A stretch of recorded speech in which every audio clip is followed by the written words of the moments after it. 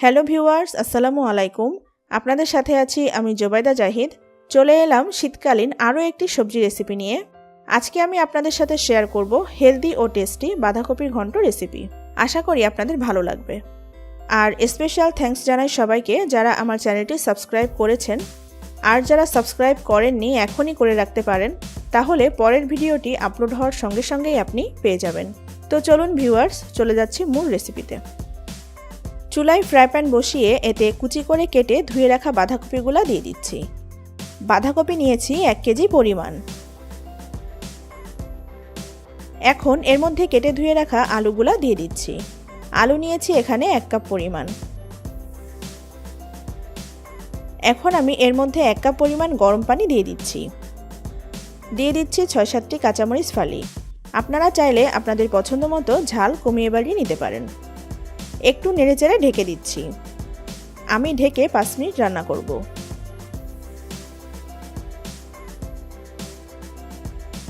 ফিরে এলাম 5 মিনিট পর। বাঁধাকপি কমে এসেছে এবং বাঁধাকপি থেকে বেশ পানি বের হয়েছে। এখন মরিচ ও আলু বাঁধাকপির সাথে নেড়েচেড়ে মিশিয়ে নিচ্ছি। এবার এর মধ্যে দিয়ে দিচ্ছি 1 চা চামচ পেঁয়াজের পেস্ট, দিচ্ছি 2 চা চামচ জিরা পেস্ট, এবার দিচ্ছি 1 চা চামচ রসুন পেস্ট, দিচ্ছি পরিমাণ মতো লবণ। এখন দিচ্ছি 1/2 চা চামচ হলুদ গুঁড়া, এবার দিচ্ছি 1 চা চামচ মরিচ গুঁড়া, এখন দিচ্ছি 1 চা চামচ ধনিয়া গুঁড়া। মশলাগুলা বাঁধাকপির সাথে নেড়েচেড়ে মিশিয়ে নিচ্ছি। আমি 2-3 মিনিটের মতো নেড়েচেড়ে বাঁধাকপিগুলা মশলার সাথে মিশিয়ে নিচ্ছি। এখন আমি আবার ঢেকে দিচ্ছি। আমি ঢেকে 5 মিনিটের মতো রান্না করব। ফিরে এলাম 5 মিনিট পর। বাঁধাকপি থেকে পানি শুকিয়ে এসেছে এবং বাঁধাকপি ও আলু সুন্দরভাবে সিদ্ধ হয়ে গেছে। আমি বাঁধাকপি ও আলুগুলোকে এভাবে ঘন্ট ঘন্ট করে নিচ্ছি।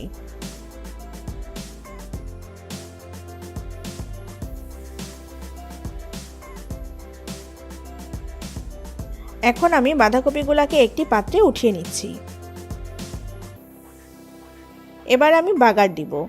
বাগার দেওয়ার জন্য চুলায় মিডিয়াম হিটে ফ্রাই প্যান বসিয়ে এতে তেল দিয়ে দিচ্ছি। তেল দিচ্ছি 3 টেবিল চামচ পরিমাণ। তেলটা একটু গরম হয়ে এলে এতে কুচি করে কেটে রাখা পেঁয়াজ দিয়ে দিচ্ছি। পেঁয়াজ কুচি দিচ্ছি 1 কাপ পরিমাণ। পেঁয়াজটা নরম হয়ে আসা পর্যন্ত একটু নেড়েচেড়ে নিচ্ছি। পেঁয়াজটা নরম হয়ে এসেছে। এখন এর মধ্যে দিয়ে দিচ্ছি রসুন কুচি। রসুন কুচি নিয়েছি 2 টেবিল চামচ পরিমাণ। আবারও নেড়েচেড়ে মিশিয়ে নিচ্ছি। পেঁয়াজ ও রসুন হালকা বাদামি হয়ে এসেছে। এখন এর মধ্যে দিয়ে দিচ্ছি 1 চা চামচ আস্ত জিরা। আবারও নেড়েচেড়ে তেলের সাথে ভেজে নিচ্ছি। পেঁয়াজ ও রসুনের হালকা কালারটা আসা পর্যন্ত ভেজে নিচ্ছি। পেঁয়াজ ও রসুনের কালারটা চলে এসেছে। এখন আমি এর মধ্যে রান্না করে রাখা বাঁধাকপি ঘন্ট দিয়ে দিচ্ছি।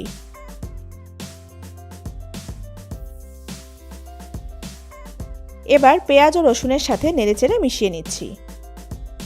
2-3 মিনিটের মতো নেড়েচেড়ে ভেজে নিচ্ছি। এখন আমি ঢেকে দিচ্ছি। ঢেকে 5 মিনিট রান্না করব।